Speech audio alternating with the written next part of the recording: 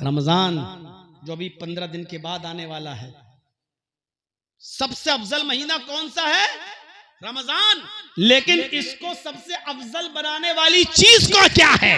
रमजान को सबसे मुबारक और सबसे अजीम महीना बनाने वाली चीज क्या है? वो है कुरान। शहरु रमजान अल्लज़ी उन्ज़िला फ़ीहिल कुरान। रमजान का महीना वो महीना जिस महीने में कुरान नाजिल हुआ। तो रमजान तमाम महीनों का सरदार बन गया। और रमजान को तमाम महीनों का सरदार किसने बनाया? कुरान। और जानते हो, सुनो, जिस रात में कुरान नाजिल हुआ, अल्लाह ने उस रात की तकदीर बदल दी, उस रात की आजमत बदल दी। आप आज जागेंगे, कल जागेंगे, क्या सवाब मिलेगा? जलसा सुनने आए हो 12-1-2 बजे तक जलसा खत्म, क्या सवाब मिलेगा? सुन लो। लेकिन जिस महीने में कुरान उतरा, उस महीने की जिस रात में कुरान उतरा, अल्लाह ने उस रात की आजमत को बुलंद करते हुए क्या कहा? लैलतुल क़द्र खैरुम मिन अल्फी शहर। शब कदर का जागना, जिस रात में कुरान नाजिल हुआ, उस रात में अल्लाह की इबादत करना 1000 महीनों की इबादत से बढ़कर है। ये शब कदर की इबादत, ये शुबरात वाली नहीं जो कल परसों गई है, इसका तो कोई सबूत ही नहीं है, इसकी कोई हैसियत ही नहीं। भले ही तुम कब्रिस्तान में जागे हो, मोमबत्तियां जलाई हो, चिराग जलाए हो, दुआएं मांगी, कुछ भी की हो, इस रात की कोई हैसियत ही नहीं। और जिन हदीसों में हैसियतें बताई गई इस रात की, वो इंतहा दर्जे की कमजोर, इंतहा दर्जे की ज़ईफ रिवायतें हैं, जिस पर एतबार नहीं किया जा सकता। रमजान में जिस रात में कुरान उतरा, उस रात की इबादत का सवाब क्या है? लैलतुल क़द्र खैरुम मिन अल्फी शहर। 1000 महीनों की इबादत से ज्यादा। 1000 महीने, दिन नहीं, महीने। 12 महीने का 1 साल, तो 1000 महीनों के कितने साल हो गए? 83 या 84। कैलकुलेट कर लीजिएगा, जरा देख लीजिएगा, डिवाइड करके 1000 को 12 से डिवाइड कीजिएगा, 83 या 84 आएगा। एक रात का 5 रातें बताई गई हैं, अल्लाह के रसूल भूल गए थे, है तो एक ही रात, लेकिन वो थी कौन सी रात वो आप भूल गए। आ रहे थे लोगों को बताने, रास्ते में झगड़ा हो रहा था, आप उसका फैसला कराने लगे, उस झगड़े को आप दूर कराने लगे, आपके जहन से खत्म मिट गया कि वो रात कौन सी थी। तो अब क्या करें?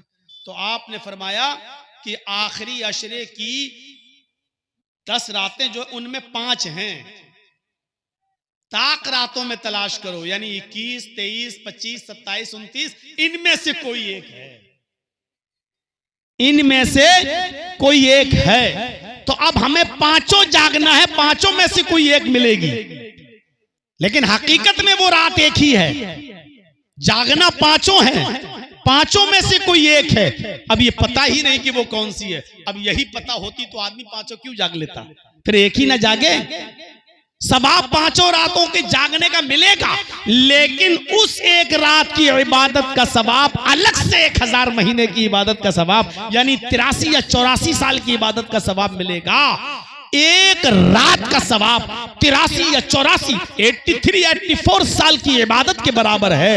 अगर पूरी जिंदगी में 80 साल की उम्र में कोई आदमी का इंतकाल हुआ, 20 साल उसने शुरू में नमाज न पढ़ी, रोजे नहीं रखे, और 20 साल के बाद नमाज पढ़ी, रोजे रखे, और 80 साल तक वो बराबर नमाजें पढ़ता रहा, रोजे रखता रहा और रात जागता रहा, तो अपनी जिंदगी में 60 रमजान के महीने पाएगा। और 60 रमजान के महीने में 60 रातें अगर पा गया, तो मेरे भाइयों, और एक रात का सवाब 83 या 84 साल की इबादत के बराबर है। तो बताइए कि इस आदमी का सवाब काउंट कर पाओगे, गिन पाओगे कि कितना सवाब इसको मिलेगा?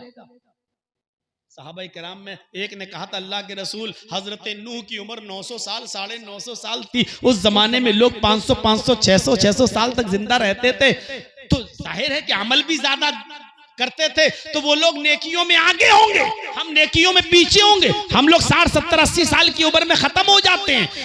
अय अल्लाह के नबी, दुआ कीजिए अल्लाह हमें भी ज्यादा उम्रें दे ताकि हम ज्यादा अमाल करें।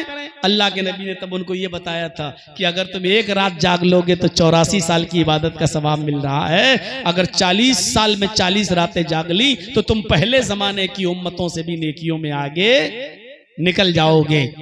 अल्लाह ताला ने हमारी उम्मत की उम्रें कम रखी हैं, लेकिन सवाब ज्यादा रखा है, सवाब ज्यादा रखा है। हम इस कम उम्र में बहुत ज्यादा सवाब पा सकते हैं। आप एक नमाज पढ़ने गए जोहर की, आपको 1 रकात का सवाब नहीं मिला, आपको 10 का सवाब मिला।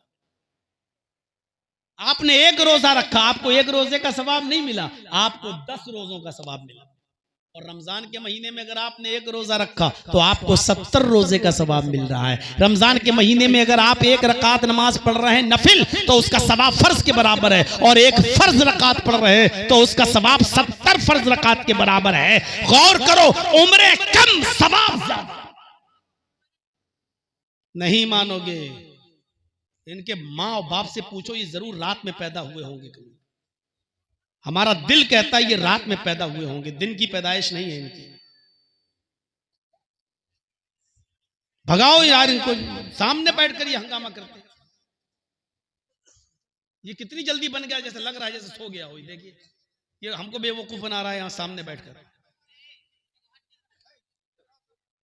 देखो उठ गया।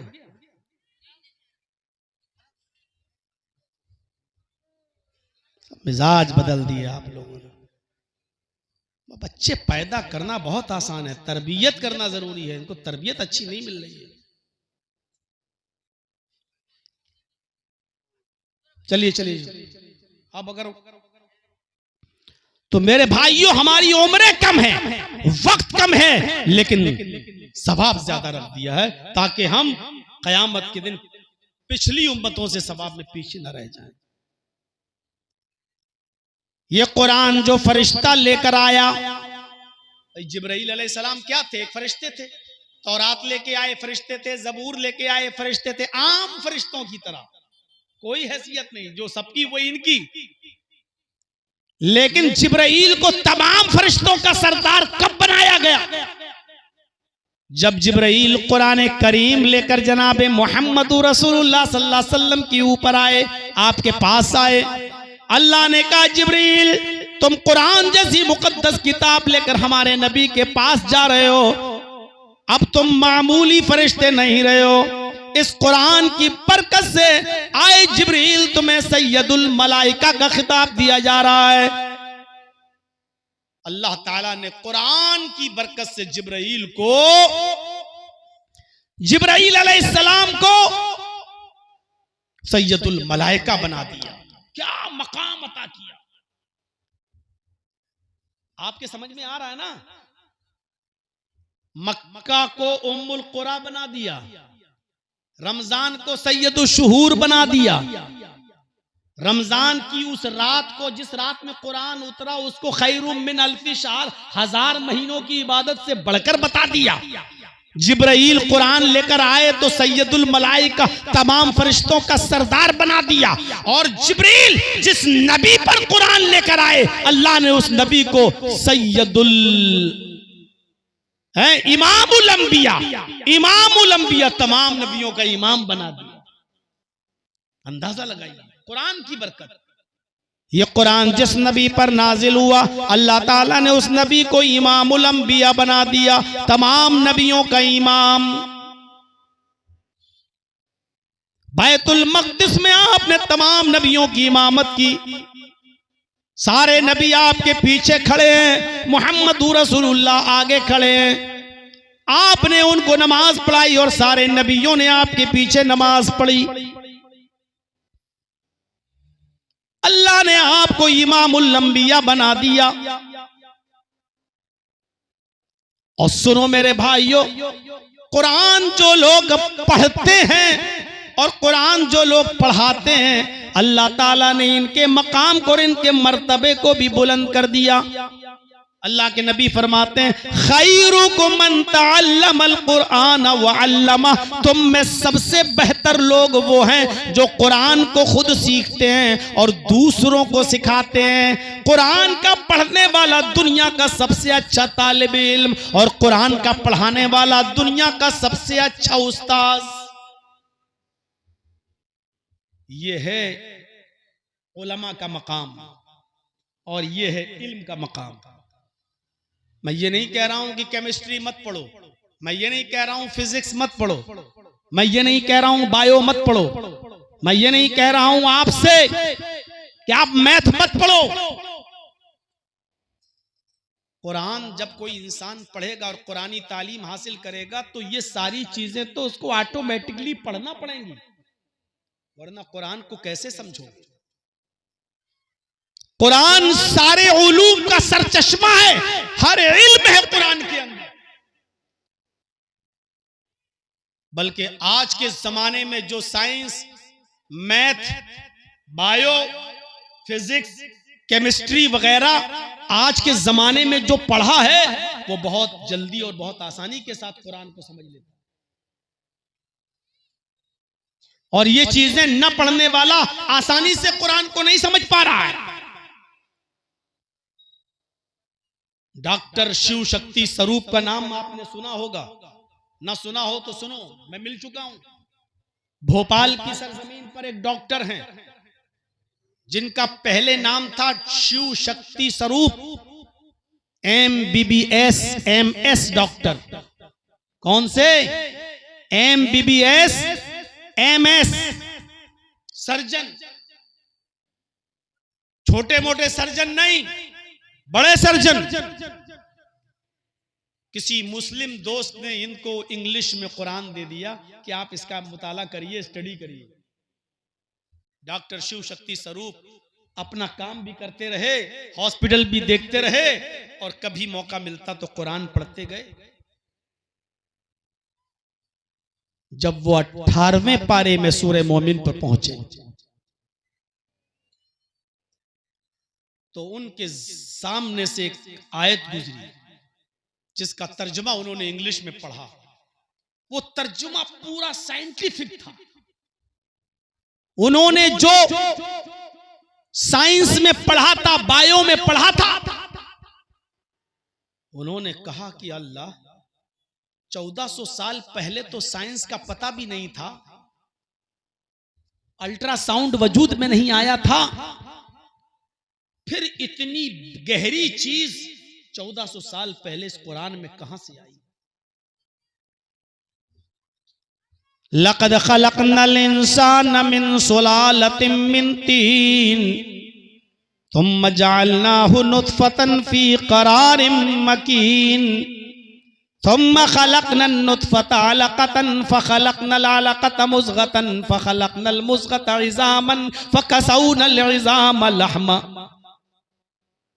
कुरान की आयतें वो पढ़ते हैं, इसके तर्जमे पर गौर करते हैं। सुनो इसका तर्जुमा, लक़द ख़लक़नल इंसान मिन सुलालतिन मिन तीन, हमने इंसान को मिट्टी के खुलासे से पैदा किया, मिट्टी के सत से पैदा किया, मिट्टी के एसेंस से पैदा किया। थुम्मा जअलनाहु नुत्फ़तन फ़ी क़रारिन मकीन, फिर हमने नुत्फे को एक मजबूत ठिकाने पर पहुंचा दिया। कुरान लेकर आने वाले मोहम्मद को कैसे मालूम कि वो नुत्फा बच्चेदानी में जाकर मजबूत ठिकाने पर पहुंच जाता है? ये तो आज की अल्ट्रासाउंड मशीन बताती है। मियां बीवी मिले, हस्बैंड वाइफ का ताल्लुक कायम हुआ, पानी का कतरा रहमे मादर में गया, पानी की हकीर बूंद रहमे मादर में गई, बच्चेदानी के अंदर गई, वो इतनी मजबूत जगह पर पहुंच जाती है कि सुबह जब औरत उठती है तो नाश्ता भी बनाती है, खाना भी बनाती है, बर्तन भी धोती है, पोछा भी लगाती है, चलती भी है, फिरती भी है, लेटती भी है, लेकिन पानी का वो कतरा जहां पहुंच गया वहां से टस से मस नहीं होता, वहां से हिलता डुलता नहीं। वो अपने मकाम पर पहुंचकर अपना काम करना शुरू कर देता है। आज से 1400 साल पहले कुरान लेकर आने वाले मोहम्मद को ये कैसे मालूम कि वो एक मजबूत ठिकाने पर पहुंच जाता है, जबकि मोहम्मद तो पढ़े भी नहीं थे। जैसे उनकी मां ने पैदा किया उसी तरीके से बड़े होकर भी अनपढ़ थे। उन्होंने न अलिफ बा ता सा पढ़ा, न ABCD पढ़ी, न A पढ़ी, उन्होंने कोई चीज नहीं पढ़ी। उनको पढ़ाने वाला कोई नहीं था। वो पैदा हुए तो बाप को नहीं देखा, 6 साल के हुए तो मां भी चली गई, 8 साल के हुए तो दादा का भी इंतकाल हो गया। अरे मोहम्मद को पढ़ाने लिखाने वाला कोई नहीं, फिर इतनी बड़ी साइंस मोहम्मद को किसने बता दी कि वो नुत्फा, वो पानी का कतरा एक मजबूत ठिकाने पर पहुंचा दिया गया। अभी वो आगे पढ़ रहा है, सुम्मा खलक़नन नुत्फ़ता अलक़तन फ़ख़लक़नल अलक़ता मुज़ग़तन फ़ख़लक़नल मुज़ग़ता इज़ामन फ़कसौनल इज़ाम लहमा। फिर हमने पानी के उस कतरे को, उस नुत्फे को जमा हुआ खून बना दिया, फिर जमे हुए खून को गोश्त का लोथड़ा बना दिया, फिर गोश्त के लोथड़े को हमने हड्डी बना दिया, फिर हड्डी के ऊपर हमने गोश्त पहना दिया, फिर हड्डी के ऊपर हमने गोश्त चढ़ा दिया। डॉक्टर शिव शक्ति स्वरूप कहता है, उस वक्त वो हिंदू था, कहता है भगवान की कसम मेरी अल्ट्रासाउंड मशीन बताती है कि बिल्कुल यही पोजीशन, यही तरतीब होती है। यानी वो पानी का कतरा पहले जमा हुआ खून बनता है, फिर उसके बाद में गोश्त का लोथड़ा बनता है, फिर गोश्त के लोथड़े के बाद हड्डी बनता है, फिर हड्डियों के ऊपर भी गोश्त चढ़ाया जाता है। बिल्कुल इसी कंडीशन से बनता है।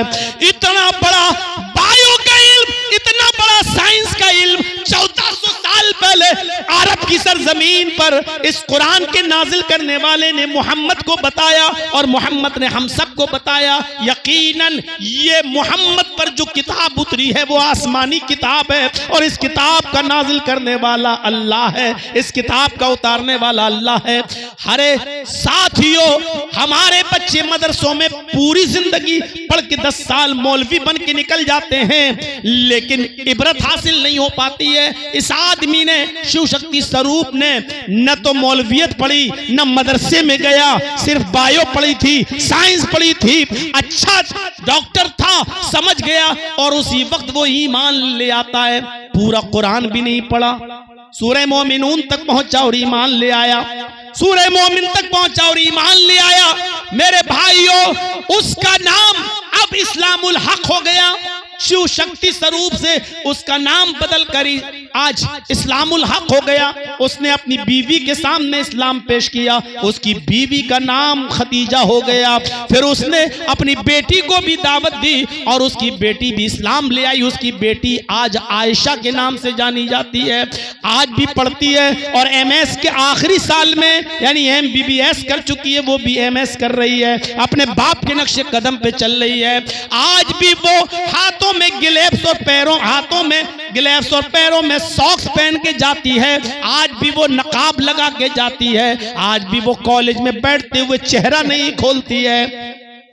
हमारे यहाँ मदरसों की बच्चियां भी, मदरसों में पढ़ने वाली लड़कियां भी जलसों में जलेबियां खरीदती हुई नजर आएंगी, चूड़ियां खरीदती हुई नजर आएंगी। पर्दा सीखना हो तो इनसे सीखो।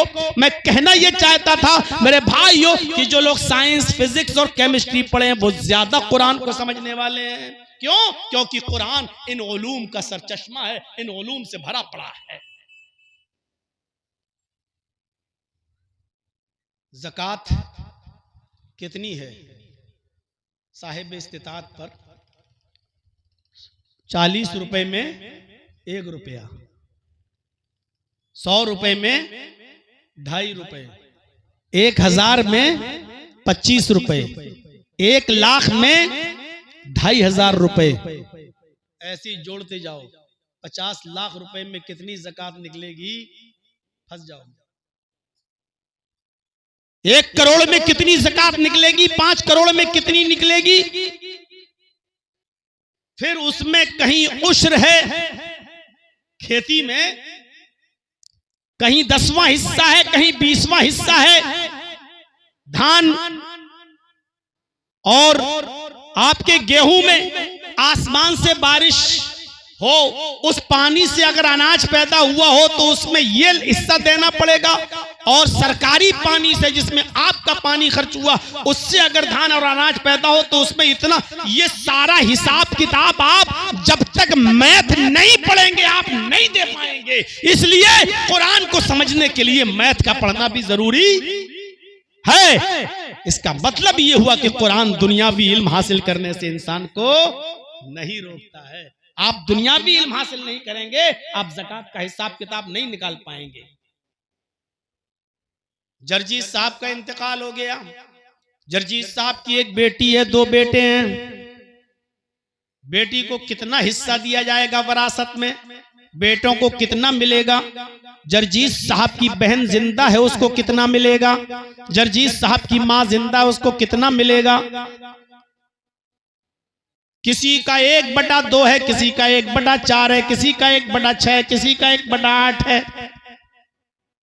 ये बटों में जो तकसीम हो रही है, वरासत किस तरीके से दी जाएगी, अदा की जाएगी, जब तक आप मैथ नहीं पढ़ेंगे आप वरासत इल्मुल फराइज का मसला हल भी नहीं कर सकते हैं। इसका मतलब यह है कि कुरान का इल्म हासिल करने वाले के लिए जरूरी है कि वो मैथ में भी माहिर हो, कुरान का इल्म रखने वाले के लिए जरूरी है कि वो साइंस में भी माहिर हो, वो बायो में भी माहिर हो, वो केमिस्ट्री में भी माहिर हो। ऐसे कैसे समझ जाएंगे आप कुरान को? 1400 साल पहले अल्लाह तबारक व तआला ने फरमाया था, फमन यअमल मिस्काल ज़र्रतिन खैरन यरा, जर्रा बराबर बुराई करोगे तो उसको भी तुम अपने नामे आमाल में देख लोगे। वमन यअमल मिस्काल ज़र्रतिन शर्रन यरा, जर्रा बराबर भी बुराई नेकी करोगे या जर्रा बराबर भी बुराई करोगे तुम उसको भी अपने नामे आमाल में देख लोगे। जर्रा बराबर नेकी नामे आमाल में देख लोगे, जर्रा बराबर बुराई उसको भी तुम अपने नामे आमाल में देख लोगे। सूरह कारिया में अल्लाह ने फरमाया, फअम्मा मन सकुलत मवाज़ीनुहु फहुवा फी ईशतिर राज़िया व अम्मा मन खफ़्फ़त मवाज़ीनुहु फउम्मुहु हाविया। नेकियां और बुराइयां तौली जाएंगी, जिसकी नेकियों का पल्ला भारी हो गया वो जन्नती, और जिसकी नेकियों का पल्ला हल्का हो गया वो जहन्नमी। इसका मतलब नेकियां तौली जाएंगी और बुराइयां भी तौली जाएंगी। अब नेकियां तो दिखाई नहीं देती तो तौली कैसे जाएंगी? हम कोई भी बुरा अमल करते हैं वो दिखता तो नहीं, फिर तौला कैसे जाएगा? ऐतराज करने वालों ने कुरान की इस आयत पर ऐतराज भी किया, अरे जो चीज दिखती नहीं तो तौली कैसे जाएगी? इसका मतलब यह कि कुरान झूठा, नऊज़ बिल्लाह। साइंस पढ़ने वाले ने इसका जवाब दे दिया, बिजली का करंट भी तो दिखाई नहीं देता है, रीडिंग कैसे आ जाती है? ये सर्दी भी तो दिखाई नहीं देती है, फिर वजन कैसे हो जाता है? आज दिल्ली में इतनी डिग्री सर्दी पड़ी, आज कश्मीर में इतनी डिग्री सर्दी पड़ी, गर्मी भी तो दिखाई नहीं देती, पता कैसे चल जाता है कि आज राजस्थान में इतनी डिग्री सेंटीग्रेड गर्मी पड़ी? आज सूरज की तपिश का यह हाल है। फीवर, ये बुखार जो इंसान को आ जाता है ये भी तो दिखाई नहीं देता, फिर आज बुखार का पता कैसे चल जाता है कि 101 डिग्री बुखार, 102, 104? जब न दिखने वाला बुखार का वजन हो गया, न दिखने वाली हवा का वजन हो गया। आज सुनामी की लहरें इतनी तेज स्पीड में चली, 135 किलोमीटर प्रति घंटा। जो चीज दिखाई नहीं देती उसका वजन हो जाता है। आपके घरों में पानी, बिजली और पानी का बिल आता है, आपने पूरे साल में कितना पानी खर्च किया है, आपका मीटर बता देता है कि आप इतने लीटर पानी खर्च कर चुके हैं और इतना बिल आपको देना पड़ेगा। जो चीज दिखाई नहीं दे रही है उसका बिल सामने आ रहा है। सर्दियों गर्मी दिखाई नहीं दे रही है, उसका बिल सामने आ रहा है। करंट बिजली दिखाई नहीं दे रहा, उसका बिल सामने आ रहा है। फीवर बुखार दिखाई नहीं दे रहा, इसका वजन सामने आ रहा है। अल्लाह की दी हुई अकल से ये मशीनें बनाने वालों, न देखी जाने वाली चीजों को तौलने वालों, जब तुम अल्लाह की दी हुई अकल से ये चीजें बना सकते हो, तो जो अकल देने वाला है, क्या वो नेकियां और बुराइयां तौल कर तुम्हारे सामने पेश नहीं कर देगा? क्या उसका वजन होकर तुम्हारे सामने पेश नहीं कर सकता वो?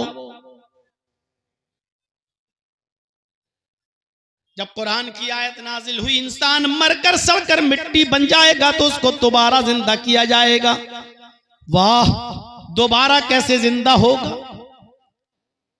क्या कोई चीज जमीन में सड़ जाए, गल जाए, फिर वो उसी शक्ल में दोबारा भी पैदा हो सकती है? नहीं नहीं, कुरान ने चीखते हुए कहा, सुनो, अयहसबुल इंसानु अन युतरका सुदा अलम यकुन नुतफतम मिन मनी युमना सुम्मा काना अलकतन फखलक फसव्वा फजअल मिनहु ज़ौजैनि ज़कर वल उन्सा अलैसा ज़ालिका बिक़ादिरिन अला अन युहयिल मौता। ऐ इंसान, क्या तू ये समझता है कि तुझे बगैर हिसाबो किताब के ऐसे ही छोड़ देंगे? मर गया और मिट गया? नहीं। अलम यकुन नुतफतम मिन मनी युमना, क्या तू शुरू में पानी का एक कतरा न था? क्या तू शुरू में पानी की एक बूंद न था जो तेरी मां के पेट के अंदर पहुंचाया गया? सुम्मा काना अलकतन फखलक फसव्वा, अल्लाह ने उस पानी के कतरे को मुख्तलिफ मराहिल से गुजारा। गोश्त का लोथ जमा हुआ, खून बनाया, गोश्त का लोथड़ा बनाया, हड्डियां बनाया, उसी पानी के कतरे से भेजा बनाया जो उंगलियों में मसल दो, और उसी पानी से इतनी मजबूत खोपड़ी बनाई जिसको हथौड़ा मारो तब जाकर टूटे। उसी पानी के कतरे से कान बनाए जिससे तुम सुन लेते हो, और उसी पानी के कतरे से तुम्हारी आंखें बनाई, दो चमकते हुए ट्यूबलाइट दिए, तुम्हारे दिमाग में हजारों तारों का कनेक्शन डाला और तुम्हारी आंखों को चमकाकर तुम्हारी आंखों में रोशनी पैदा कर दी। ये चांद जो हमारी जमीन से 2,40,000 मील की बुलंदी पर है, और ये सूरज जो हमारी जमीन से 9,30,00,000 मील की बुलंदी पर है, एक सेकंड के अंदर तुम सूरज को देख लेते हो। तुम्हें इतनी तेज रोशनी थी उस आंखों में कि एक सेकंड में तुम सूरज को देख लेते हो, एक सेकंड में तुम चांद को देख लेते हो। इतनी तेज स्पीड रोशनी तुम्हारी आंखों में उसने डाली, और फिर उसी से अल्लाह ने तुम्हारे उंगलियों की पोर भी बनाए, पकड़ने के लिए हाथ बनाया, चलने के लिए पैर बनाया, धड़कने के लिए दिल बनाया।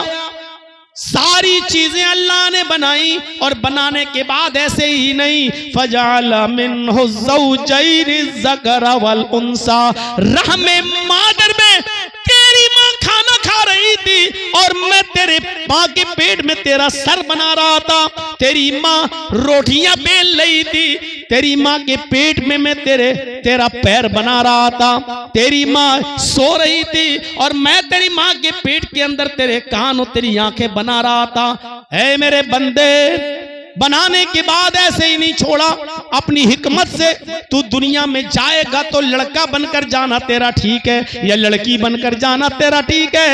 ये मेरी हिकमत और दानाई की दलील है कि फजअल मिनहु ज़ौजैनि ज़कर वल उन्सा, हमने माँ के पेट के अंदर तुझे लड़का और लड़की भी बना दिया, नर और मादा भी बना दिया। ये काम जब मैं पहली बार बहुत आसानी के साथ तेरी माँ के पेट में कर सकता हूँ और तुझे बाहर निकाल सकता हूँ आसानी से, तो अलैसा ज़ालिका बिक़ादिरिन अला अन युहयिल मौता, अगर जर्रा बराबर भी तुम्हारी खोपड़ी में अकल है तो बताओ, जब पहली बार ये सब कर सकता हूँ तो तेरे मरने के बाद हम तुझे दोबारा जिंदा नहीं कर सकते? क्या तुझे इस दुनिया से मिटाने के बाद सड़ाकर गलाकर दोबारा तुझे हम जीवित नहीं कर सकते? अरे जब तक तू था ही नहीं तो तुझे ले आया, अब तेरे आने के बाद इसी जमीन में मरने और मिटने के बाद भी हम तुझे अब दोबारा जिंदा नहीं कर सकते। ये तेरी कैसी अकल है? और दुनिया, साइंस भी यही कहती है, ताजा दाना जमीन में डालते हो वो पहले सड़ता है, गलता है, अपना नामो निशान मिटाता है, उसके बाद में उसमें कली फूटती है, फिर उसके बाद में वो जमीन से बाहर आता है और दोबारा खिलखिलाने लगता है। तो एक इंसान को कब्र में गाड़ो, सड़ जाए, गल जाए, मिट जाए, तो क्या फिर से उसकी कली नहीं फूट सकती है और उसको हम दोबारा जीवित नहीं कर सकते हैं? मेरे प्यारे साथियों, गौर करो, ये सब कुरान हमें बतला रहा है और इसको समझने के लिए साइंस की सख्त जरूरत है। इसलिए मदरसों में सिर्फ बच्चों को मुल्ला मौलवी बना के मत छोड़ो। 5,000 रुपए में नमाज पढ़ाने वाला मौलवी बनाकर मत छोड़ो। मदरसों में दीन के साथ साथ दुनियावी तालीम भी रखो, कंप्यूटर भी रखो, साइंस भी रखो, टेक्नोलॉजी भी रखो, बच्चों को मैथ भी पढ़ाओ, क्योंकि कुरान की तालीम हासिल करने के लिए जरूरी है कि दुनियावी तालीम भी हासिल की जाए। इन तमाम तालीमात को हासिल किए बगैर मेरे भाइयों आप सही हक अदा नहीं कर सकते, सही सिमत की तरफ आप नहीं जा सकते। कुरान ने 1400 साल पहले कहा, इज़ा शम्सु कुव्विरत, सूरज की रोशनी को हम लपेट लेंगे। जब सूरज की रोशनी लपेट दी जाएगी, आज साइंस बताती है कि सूरज धीरे धीरे अपनी रोशनी कम करता जा रहा है, सूरज की रोशनी धीरे धीरे कम हो रही है, और सूरज जितनी रोशनी कम करता है ये जमीन उतनी थोड़ी सी ऊपर बढ़ जाती है, ऊपर की तरफ आ जाती है, क्योंकि जमीन को सूरज की जितनी गर्मी चाहिए जीवित रहने के लिए, तो जमीन सूरज की उतनी गर्मी को लेने के लिए ऊपर की तरफ बढ़ जाती है। धीरे धीरे सूरज की गर्मी कम होती जाएगी और जमीन धीरे धीरे ऊपर की तरफ बढ़ती जाएगी। एक दिन ऐसा आएगा कि जमीन बढ़ते बढ़ते सूरज और जमीन के दरमियान सिर्फ 1 मील का फासला रह जाएगा। उसी को अल्लाह के नबी ने फरमाया, तकूनु शम्सु यौमल क़यामत का मिक़दार मील, क़यामत के दिन ये सूरज जमीन से 1 मील के फासले पर होगा। सारी गर्मी उसकी जमीन के ऊपर पड़ रही होगी, इंसान पसीने में डूब रहा होगा, और यही दिन यौमुल आखिर, आखिरी दिन होगा, यही दिन लास्ट डे होगा, यही दिन डे ऑफ जजमेंट, फैसले का दिन होगा। सूरज वहीं पर अपनी जगह पर रुक जाएगा, इसलिए उस दिन का नाम पड़ गया यौमुल क़यामा, ठहर जाने का दिन। सूरज अपनी जगह पर ठहर जाएगा, फिर लोगों के हिसाब किताब शुरू होंगे और 50,000 साल का दिन होगा, 50,000 साल का दिन। उस तरफ नहीं जाना चाहता। मेरे भाइयों, जब आप साइंस पढ़ेंगे तभी तो समझेंगे कि सूरज की गर्मी कैसे लिपट रही है, कैसे कम हो रही है। अल्लाह ने फरमाया समाउन फतरत, ये आसमान फट जाएगा। साइंस पढ़ोगे तभी तो समझोगे कि आसमान कैसे फटेगा। वइज़ल बिहारु सुज्जिरत, समंदर भड़का दिए जाएंगे। आसमान से जब चीजें गिरेंगी तो सूरज भी गिरकर जमीन के ऊपर गिरेगा। जब सूरज जमीन के ऊपर गिरेगा तो सूरज के अंदर जलने वाली गैस जलाएगी, आग लगाने वाली गैस आग लगाएगी। वो आग लगाने वाला केमिकल जो सूरज के अंदर है वो आग लगाने का काम करेगा, और जब आग लगाने का काम करेगा तो समंदरों में भी आग लग जाएगी। वइज़ल बिहारु फुज्जिरत, समंदर भड़का दिए जाएंगे। आग तो, समंदर तो आग बुझाता है, लेकिन सूरज जब गिरेगा समंदर के ऊपर तो समंदर में भी आग लग जाएगी, क्योंकि उसके अंदर जलाने वाला मादा पाया जाता है। जब साइंस पढ़ेंगे तभी तो ये सारी की सारी चीजें आप जानेंगे। मेरे प्यारे साथियों, गौर करो, कुरान को समझना है तो आपको साइंस, फिजिक्स, केमिस्ट्री, मैथ सब पढ़ना पड़ेगा। इसलिए कुरान हमें दुनियावी तालीम हासिल करने से मना नहीं करता है, हमें दीन के साथ साथ दुनियावी तालीम भी हासिल करने की जरूरत है। मेरे भाइयों, मैं आपसे फिर एक मर्तबा गुजारिश करता हूं कि कुरान की आज़मत को समझने की कोशिश कीजिए, कुरान के मकाम को समझने की कोशिश कीजिए, कुरान की हैसियत को समझने की कोशिश कीजिए। अब आप समझ लीजिएगा हमारी जिंदगी के अंदर कुरान करीम की क्या अहमियत है,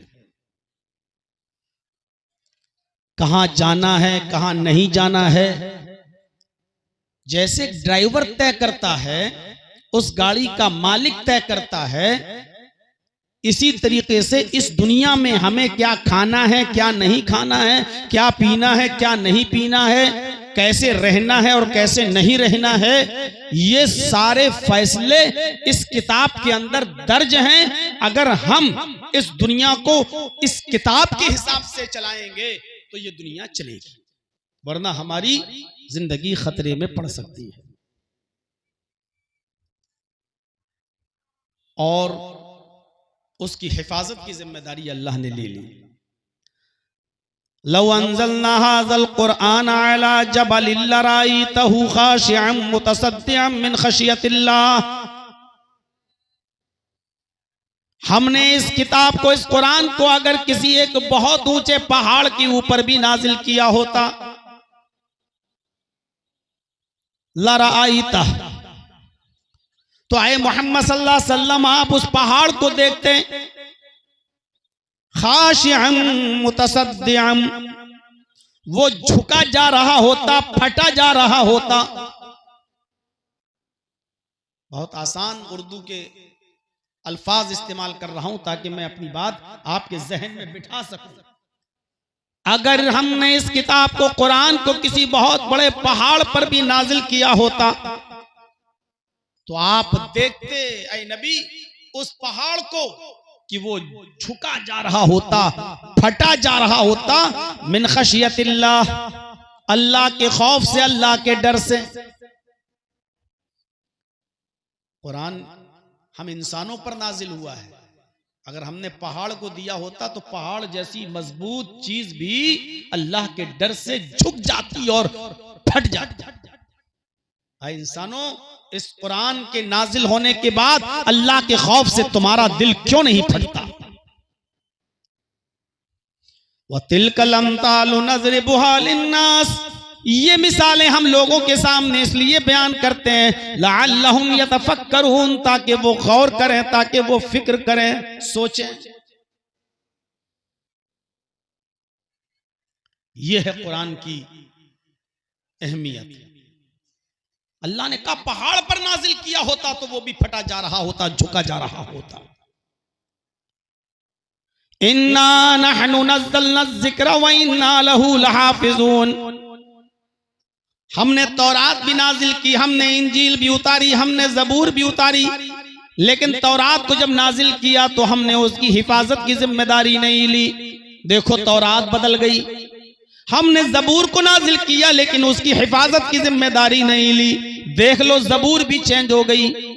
हमने इंजील को नाजिल किया लेकिन इंजील की भी हिफाजत की जिम्मेदारी हमने नहीं ली, इसलिए देख लो इंजील भी बदल गई, बाइबल भी बदल गई। लेकिन इस कुरान करीम को भी हमने नाजिल किया और इसकी हिफाजत की जिम्मेदारी भी हम ले रहे हैं। इन्ना नहनु नज़्ज़लना ज़िक्रा, इस जिक्र को, इस कुरान को नाजिल करने वाले भी हम हैं। व इन्ना लहू लहाफ़िज़ून, और इसकी हिफाजत भी हम ही करेंगे। इसकी हिफाजत की जिम्मेदारी जब अल्लाह ने ली तो देख लो 1400 साल पहले जिस कंडीशन में नाजिल हुआ था और आज भी उसी कंडीशन में और क़यामत की सुबह तक भी इसी कंडीशन में रहेगा। कुरान करीम का जबर और जेर तो बहुत दूर की बात, एक नुक्ता भी नहीं बदला जा सकेगा। कयामत की सुबह तक कोई इसके अंदर कोई तब्दीली नहीं कर सकता। एक बदकमाश, एक जाहिल, एक बेगैरत इंसान उठा वसीम रिजवी के नाम से, जो कुरान को चेंज करने की बात करता था, कुरान को बदलने की बात करता था। कुरान से 40 आयतों को निकालने की एप्लीकेशन उसने सुप्रीम कोर्ट के अंदर दी। सुप्रीम कोर्ट ने उल्टा उसी के ऊपर जुर्माना लगा दिया, उसकी एप्लीकेशन को रिजेक्ट कर दिया। जो कुरान को बदलने चले थे अल्लाह ने उन्हीं को बदल डाला। मेरे भाइयों, वसीम रिजवी से उनको त्यागी बना दिया। आज हालत यह है कि उनको उनके धर्म के अंदर भी कोई जात नहीं मिल रही है, बिरादरी नहीं मिल रही है। सुना है यहां तक कि उनके धर्म वालों ने यह कह दिया मरने के बाद हम इसको चिता में भी नहीं जलाएंगे और हिंदू रस्म और रवाज के मुताबिक ये जलाया भी नहीं जाएगा। मेरे भाइयों, अब मुसलमानों ने भी कह दिया और शिया हजरात ने भी कह दिया हम इसको अपने कब्रिस्तान में दफन भी नहीं करेंगे। न खुदा ही मिला, न विसाले सनम, न इधर का रहा न उधर का हुआ। जो कुरान को बदलने चले थे खुद ही बदल गए। इस कुरान की अहमियत को पहचानो मुसलमान। ये कुरान कसमें खाने के लिए नहीं आया, तू झूठा कि मैं झूठा, चल मस्जिद में उठा ले कुरान। ये कुरान इसलिए भी नहीं आया, नया मकान बन गया, नई दुकान बन गई, किराए के टट्टुओं को बुलाकर एक एक पारा सबके हाथ में पकड़ा दो और पूरा कुरान पढ़वा लो। अब चाहे उसमें शराब की दुकान ही खोल लो, अब कयामत तक बरकत होगी। ये कुरान इसलिए भी नहीं आया कि किसी के मरने के बाद घर में बैठ कर एक एक पारा पढ़ के उसको बख्श दो और वो जन्नती हो जाएगा। अगर कुरान पढ़कर बख्श देने से कोई आदमी जन्नती होता तो इंदिरा गांधी जन्नतुल फिरदौस में जाती। उसकी समाधि पर जमीर फरोश मुसलमानों ने 3-3 कुरान पढ़े थे, 3-3 कुरान खत्म किए थे। अगर तुम्हारा बाप एक कुरान पढ़कर बख्श देने से जन्नती हो सकता है तो फिर इंदिरा गांधी पर तो 3 पढ़े गए थे, वो जन्नती क्यों नहीं होगी? ये कुरान इसलिए भी नहीं आया, ये कुरान हमें ये बताने आया कि जिस दुनिया में तुम आए हो उस दुनिया की जिंदगी को तुम किस तरह चलाओगे, किस तरह गुजारोगे। हम तो गाइडलाइन है, हम तुम्हें बताएंगे ये सड़क ठीक, ये सड़क गलत, ये रास्ता अच्छा, ये रास्ता बेकार, ये खाना सही, ये खाना गलत, ये बिजनेस सही, ये बिजनेस गलत। हम तो इसलिए आए हैं ताकि तुम्हें ये बता सकें कि तुम सही रास्ते पर कैसे चल सकते हो और बुरे रास्ते से कैसे बच सकते हो। चीखते हुए ऐलान करता, इन्ना हदैनाहु सबीलैन इम्मा शाकिरन व इम्मा कफूरा। ओ लोगों, हमने तुम्हें दोनों रास्ते बता दिए हैं, हमने तुम्हें बुरा रास्ता और अच्छा रास्ता दोनों रास्तों की निशानदेही कर दी है। इम्मा शाकिरन व इम्मा कफूरा। अब अच्छे रास्ते पे चल के अल्लाह के शुक्रगुजार बंदे बन जाओ या बुरे रास्ते पे चल के अल्लाह के नाफरमान बंदे बन जाओ। इसीलिए कुरान तुम्हें हर बात का जवाब देता हुआ नजर आएगा। दुनिया की और दूसरी किताबों में ये जवाब आपको नहीं मिलेंगे। तौरात से पूछो, जबूर से पूछो, इंजील से पूछो, बाइबल से पूछो। हमारे बिरादरान वतन जो हिंदू भाई हैं वो वेद पढ़ते हैं, उनसे मानते हैं आसमानी किताब, उनसे पूछो। पूछो है तौरात बता तू कैसी किताब है, पूरी तौरात में जवाब नहीं मिलेगा। पूछो है इंजील बता तू कैसी किताब है, पूरे इंजील में जवाब नहीं मिलेगा। आए जबूर बता तू कैसी किताब है, जबूर में जवाब नहीं मिलेगा। पूछो हिंदू भाइयों की किताबों से, आए ऋग्वेद, यजुर्वेद, अथर्ववेद, सामवेद, बताओ तुम कैसी किताबें हो। ये किताबें भी इसका जवाब नहीं देंगी। कुरान से पूछो, क्या ये कुरान बता तू कैसी किताब है, कुरान में ढूंढो, कुरान इसका जवाब देगा और चीख कर ऐलान करेगा, ज़ालिकल किताबु ला रैब फीह। ये कुरान एक ऐसी किताब है जिसके अंदर शक और शुबा करने की कोई गुंजाइश नहीं। ये कुरान जवाब देगा। दुनिया की सारी किताबें खामोश, लेकिन कुरान आपको जवाब देगा। ये कुरान एक ऐसी किताब है जिसमें शक करने की कोई गुंजाइश नहीं। तौरात से पूछो किन लोगों के लिए तुझे उतारा गया है, जबूर से पूछो किन लोगों के लिए उतारा गया है, इंजील से पूछो किन लोगों के लिए तुम आई हो, वेदों से पूछो तुम किन लोगों के लिए भेजे गए हो। न तौरात जवाब देगी, न जबूर, न इंजील, वेद भी खामोश नजर आएंगे। कुरान से पूछो, आए कुरान तू किन लोगों के लिए आया है, आए कुरान तू किन लोगों के लिए उतारा गया है, कुरान जवाब देगा, हुदल लिल लिलमुत्तकीन, ये कुरान अल्लाह से डरने वाले लोगों के लिए हिदायत है। ये कुरान अल्लाह से डरने वाले लोगों के लिए नाजिल किया गया है। जो अल्लाह से डरते हैं ये कुरान उनके लिए उतारा गया है। कुरान दूसरी जगह ऐलान करता है हुदल लिन्नासी व बय्यिनातिम मिनल हुदा वल फुरकान, ये कुरान पूरी दुनिया के लोगों के लिए हिदायत है। ये कुरान दुनिया की सारी इंसानियत के लिए हिदायत है। जो इसको तासुब, नफरत, घृणा की चादर उतार के पड़ेगा, ये कुरान उनको हिदायत देगा, ये कुरान उनको रोशनी देगा। मेरे प्यारे साथियों, ये कुरान सारी दुनिया की इंसानियत के लिए हिदायत है। ये जवाब देगा कुरान। तौरात से पूछो तुझे लाने वाला नबी कौन, जबकि हम मानते हैं कि तौरात मूसा पर नाजिल हुई, इंजील ईसा पर नाजिल हुई, जबूर दाऊद अलैहिस्सलाम पर नाजिल हुई, लेकिन इन किताबों में जवाब मौजूद नहीं है। पूछो आए तौरात तुझे लाने वाला नबी कौन, तौरात खामोश।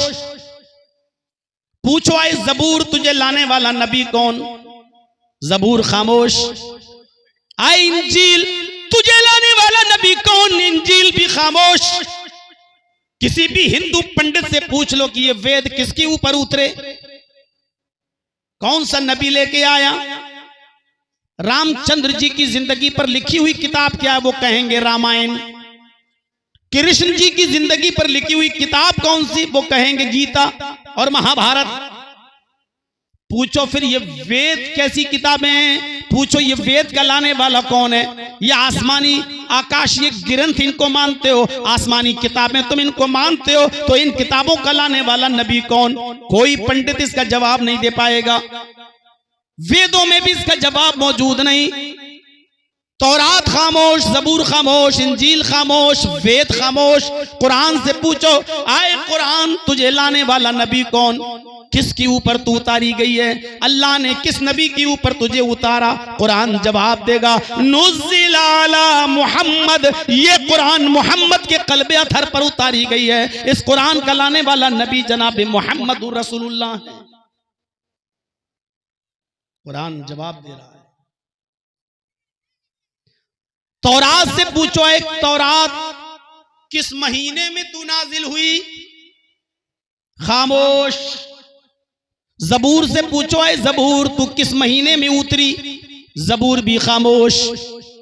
यही सवाल दो कदम आगे बढ़कर इंजील से पूछो है इंजील तू किस महीने में नाजिल की गई, इंजील भी खामोश।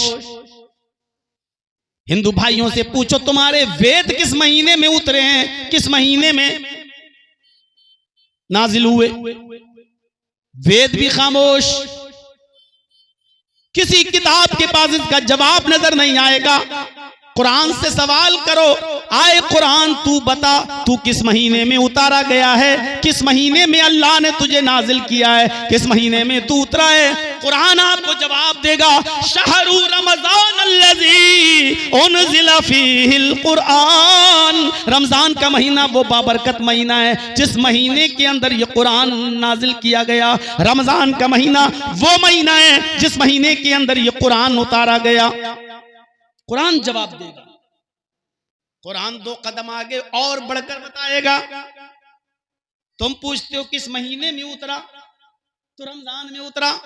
अब पूछोगे रात में उतरा कि दिन में उतरा, कुरान इस बात का भी जवाब देगा इन्ना अनज़लनाहु फी लैलतिल क़द्र, हमने इस कुरान को शब कदर में उतारा, लैलतुल क़द्र में उतारा, रमजान की ताक रातों में से किसी खास ताक रात में उतारा। यानी ये कुरान रमजान के महीने में नाजिल हुआ है और ये कुरान रात में शब कदर में लैलतुल क़द्र में नाजिल हुआ है। दुनिया की सारी किताबें खामोश, कुरान जवाब दे रहा है। और कुरान की सदाकत की सबसे बड़ी दलील यह है, यहूदियों को चैलेंज करो, आए यहूदियों तुम्हारी किताब कौन सी, वो कहेंगे तौरात। लेकर आओ एक मैदान में रख दो, दुनिया की सारी तौरात जितनी भी पब्लिश्ड हो चुकी हैं, छप चुकी हैं, उनको लाकर एक चटियल मैदान में लाकर रख दो। पूछो ईसाइयों तुम्हारे पास कौन सी किताब है, वो कहेंगे इंजील, न्यू टेस्टामेंट। तुम भी अपनी सारी किताबें ले आओ, पूरी दुनिया में जितनी भी हैं, एक भी इंजील का नुस्खा बाकी ना रहे, सब ले आओ, वो भी एक मैदान में रख दो। एक तरफ तौरात रखी हुई है, एक तरफ इंजील रखी हुई है। दाऊदियों से कहो कि तुम कौन सी किताब मानते हो, वो कहेंगे जबूर। तुम भी अपनी किताब ले आओ, सारी किताबें इसी मैदान में रख दो। हिंदू भाइयों से कहो कि तुम वेद को आसमानी किताब मानते हो, तुम अपने चारों वेद भी इसी मैदान में लाकर रख दो। पूरी दुनिया की सारी किताबें जिनको लोग पढ़ते हैं और जिन पर ईमान रखते हैं, उसको एक मैदान में लाकर रख दो। और मुसलमानों से पूछो तुम कौन सी किताब पर ईमान रखते हो, वो कहेंगे कुरान। तुम कुरान को भी उठा लाओ और एक मैदान में रख दो। पूरी दुनिया में एक भी कुरान बाकी ना रहने दो, सारे के सारे कुरान उठाकर इसी मैदान में ले आओ। तौरात भी आ गई, जबूर भी आ गई, इंजील भी आ गई, वेद भी आ गए, कुरान भी आ गया। आए यहूदियों, तुम अपनी सारी किताबों में आग लगा दो। आए ईसाइयों, तुम अपनी सारी किताबों को जला दो। आए दाऊदियों, तुम सारे जबूर में आग लगा दो। हिंदू भाइयों, तुम सारे वेदों को जला दो। मुसलमानों, तुम सारे के सारे कुरान को जला दो। सारी किताबें जल गई। अब जो किताब बाकी रह जाए, जो किताब महफूज हो, वही असली किताब है। जो मजहब बाकी रह जाए, वही असली मजहब है। सब जलने के बाद फिर यहूदियों को चैलेंज करो कि अपनी किताब लाओ, नहीं ला पाएंगे। ईसाइयों से कहो कि इंजील लाओ, नहीं ला पाएंगे। दाऊदियों से कहो कि अपनी किताब जबूर लाओ, नहीं ला पाएंगे। हिंदू भाइयों से कहो कि वेद लाओ, नहीं ला पाएंगे। और हम मुसलमानों को चैलेंज करो कि कुरान लाओ, तो इसी मदरसा अस्मा लिल बनात का एक छोटा सा तालिब इल्म उठेगा। आप छोटे छोटे मदरसों का एक 10 साल का बच्चा उठेगा और अलिफ लाम मीम से शुरू करके वन्नास की सीन तक आपको कुरान सुना देगा। फिर इस कुरान को पब्लिश कर दिया जाएगा। मेरे भाइयों, सारी किताबों को जला दो। जो किताब अपनी असली शक्ल में बच जाए, वही असली है, वही ओरिजिनल है, वही अल्लाह की तरफ से नाजिल की हुई है, जिसको कयामत तक कोई हटा ना सके, बिगाड़ ना सके, एक नुक्ता भी उसका चेंज न कर सके। वही ओरिजिनल मजहब है, वही ओरिजिनल किताब है, वही अल्लाह की तरफ से नाजिल की हुई ओरिजिनल किताब है। गौर करके देख लो मेरे भाइयों। चले ये चिपिद्दी और चिपिद्दी के शोर पे कुरान को बदलने के लिए, जो 3 में न 13 में, जो 3 में न 13 में ये चले कुरान को चेंज करने के लिए। तुमसे पहले भी तुम्हारे बाप दादा उठे तुम्हारे ही जैसे, वो नहीं बदल पाए, तुम बदलोगे? तसव्वुर करिए मेरे भाइयों, ये कुरान की सदाकत क्या है। इस किताब से हमारा रिश्ता टूट रहा है, हम इस किताब से दूर हैं। इसको हमने कसमें खाने के लिए बना लिया है, इसको हमने दुकान में खैरो बरकत के लिए बना रखा है। कोई मर जाए तो बख्शने की किताब समझ रखा है। अरे ये दस्तूरुल अमल है, ये बैनुल अक़वामी कानून है, ये हमें जिंदगी गुजारने की उसूल बताता है। और इसी दुनिया में हमसे कमियां, बुराइयां और कोताहियां हो जाएं तो इसी दुनिया में उसकी सजा मुतय्यन करता है। चोरी करते हो, वस्सारिक़ु वस्सारिक़तु फ़क़्तऊ अयदियहुमा, चोरी करने वाले मर्द और चोरी करने वाली औरत का हाथ काट डालो। जिनाकारी करते हो, दूसरों की मां और बहन और बेटियों को गलत नजर से देखते हो, मोबाइल पर गुफ्तगू करके उनको होटलों में बुलाकर उनकी इज्जत और आबरू से खेलते हो। सुनो, अज़्ज़ानियतु वज़्ज़ानी फ़ज्लिदू कुल्ल वाहिदिम मिनहुमा मियत जल्दा। जिना करने वाली औरत और जिना करने वाले मर्द, इन दोनों को मैदान में इकट्ठा कर दो और 100-100 कोड़े मारो। इस हाल में कि जब ये कुंवारे हों और शादीशुदा हों तो पत्थरों से मार मार के खत्म कर दो, पत्थरों से मार मार के इनकी जान ले लो। ये कुरान ये सजा मुतय्यन करता है। इसीलिए इस दुनिया के बनाने वाले ने बताया है कि इस दुनिया को कैसे चलाओगे, दूसरों की बहनों बेटियों की हिफाजत कैसे होगी, तुम्हारे बेटों की हिफाजत कैसे होगी, चोरी से अपने मुआशरे को कैसे साफ किया जाएगा, बचाया जाएगा। आप उस गाइडलाइन पर अमल करेंगे तो ये दुनिया चलेगी। इस गाइडलाइन से हट जाएंगे तो वही हाल होगा जो आज मोदी जी का है एपस्टीन फाइल खुलने के बाद। गाइडलाइन से हटोगे तो तुम्हारा भी वही हाल होगा। कौन सा हाल? हर जगह मारे जाओगे, काटे जाओगे, परेशान किए जाओगे, लिंचिंग होगी तुम्हारी, कोई हैसियत नहीं होगी तुम्हारी। दुनिया के किसी भी मुल्क में जाकर देख लो आज हमारी हैसियत क्या है। पाकिस्तान में मस्जिदों में बम फोड़े जा रहे हैं, वहां हम चैन सुकून के साथ नहीं। ईरान का हाल देख लो आज किस कंडीशन में है। सीरिया के अंदर हमारी कंडीशन देख लो क्या है। मिस्र के अंदर हमारी पोजीशन देख लो क्या है। जॉर्डन के अंदर हमारा हाल देख लो क्या है। लीबिया के अंदर हमारा हाल देख लो क्या है। फिलिस्तीन के अंदर हमारी पोजीशन देख लो क्या है। ज़ुरिबत अलैहिमुज़्ज़िल्लतु वल मस्कना। दुनिया के किसी दौर में मुसलमान इतना जलील नहीं था, इतना रुस्वा नहीं था, इतना बेइज्जत नहीं था, इतना जलील और इतना इंसल्टेड नहीं था जितना आज के इस दौर में है। खुद अपने भारत के अंदर देख लो आपकी हालत क्या है और आपकी कंडीशन क्या है। आप अपने आप को जिंदा समझते हो? आप समझते हो कि हम जिंदा हैं? मर चुके हो, मर, रूह निकलना बाकी है। आईसीयू पर लेटे हुए हो आप, वेंटिलेटर पर सोई हुई कौम को मौलाना जर्जीस खिताब कर रहा है। और वेंटिलेटर पर सोई हुई कौम सिर्फ इस इंतजार में रहती है कि डॉक्टर कब उसको मरा हुआ घोषित कर दे। आप अपने आप को जिंदा समझते हो? आप यही नहीं समझ पाते हो कि हमारा अच्छा क्या है और हमारा बुरा क्या है। आपके अंदर इतनी अकल नहीं है अपने आप को फैसला करने की कि इस वक्त हमें कहां जाना है, किस करवट जाना है, क्या रुख बदलना है। हमारी कंडीशन मेरे भाइयों, एक नॉर्मल किस्म की गाय खरीदेंगे ना तो वो भी 15 से 20 हजार की मिलेगी। एक नॉर्मल किस्म का बकरा बकरी खरीदोगे तो वो भी 8-10 हजार से कम की नहीं मिलेगी। एक नॉर्मल किस्म का कुत्ता भी खरीदोगे तो वो भी 4-5 हजार से ज्यादा कम का नहीं मिलेगा। एक नॉर्मल किस्म का कुत्ता, उसकी कीमत 4-5 हजार से कम नहीं है। लेकिन हमारे वोट की हैसियत 100 रुपए, 1000 रुपए, 500 रुपए है। जो दे दे हम उस पार्टी को वोट दे देंगे। अपने आप को जिंदा समझते हो? अरे तुम्हारी हैसियत तो उस कुत्ते से भी कम है जो कम से कम 4-5 हजार का बिकता है। तुम्हारे जमीर 400 और 500 में बिकने वाले वोट के वक्त, और अपने आप को तुम जिंदा समझते हो? ये सोई हुई कौम है, ये बेहिस कौम है, ये वेंटिलेटर पर सोती हुई कौम है, वेंटिलेटर पर पड़ी हुई कौम है। जो चाहता है तुम्हारा मजाक उड़ाता है, जो चाहता है तुम्हें लूट लेता है, जो चाहता है तुम्हारी जज्बात से खेल के चला जाता है। और तुम अपने आप को बहुत बड़ा सूरमा समझते हो, बहुत बड़ा बहादुर समझते हो। तुम वेंटिलेटर पर लेटी हुई और सोई हुई कौम हो। डॉक्टर को मरा हुआ घोषित करने की देर है। बस मैंने कह दिया जो कहना था, और जिसको समझना था वो समझ गया होगा कि मौलवी जर्जीस ने क्या कहा।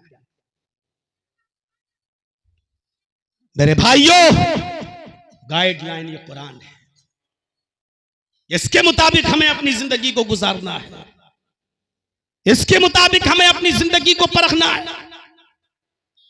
कुरान हैसियतें बदलता है, हम जानते नहीं कुरान क्या है। सुनिए, दिल चाहता है कि आज आपको बता दूं कुरान कितनी अजीम किताब है, आपको बता दूं। और सुनिए, जुआ मक्के में होता था, शराब मक्के में पी जाती थी कुरान के नाजिल होने से पहले। जिनाकारी मक्के में होती थी, खाने काबा का तवाफ औरतें बिल्कुल नंगी होकर बरहना होकर किया करती थी, कपड़े का एक तार नहीं। ये मक्के की हैसियत थी। सीरत की किताबें पढ़िए, मक्के को लोग उम्मुल खबाइस कहते थे, सारी बुराइयों की जड़, सारी बुराइयों की मां मक्का। शराब इतनी पीते थे कि उनके घर में जब बच्चा पैदा होता था तो सबसे पहले उसके मुंह में शहद का कतरा नहीं, मां अपने दूध का कतरा नहीं डालती थी, शराब का ड्रॉप, शराब के कतरे उसके मुंह में डाले जाते थे। जुआ इतना खेला जाता था, रकम हार गए तो मकान लगा दिया, मकान हार गए तो बीवी लगा दी, और बीवी भी जुए में हार गए तो अपनी 15, 16, 18 साल की जवान बेटी जुए में लगा दी। ये जुए का हाल था।